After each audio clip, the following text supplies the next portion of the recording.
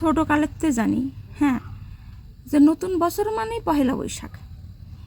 এই ইংরাজি অফিসিয়াল এই নতুন বছর বিষয়ে অত ধারণা ছিল না, এখন যতটুকু হয়েছে।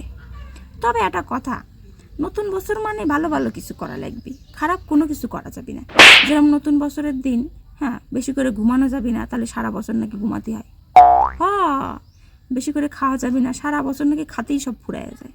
হয়, কারোর ঋণ মেন দেওয়া যাবে না, অনেকে দিয়েই যেতে হয়। সত্যি কথা। হ্যাঁ, কারোর সাথে খারাপ ব্যবহার করতে নাই, বছর ধরে নাকি লোকের সাথে ঝাড়ঝুড় ঝামেলা অতি থাকে। এখন কথা হচ্ছে, ছোটো সময় শুনেছি, কিন্তু এখন বড় হয়েছে, এখন মানার পালা।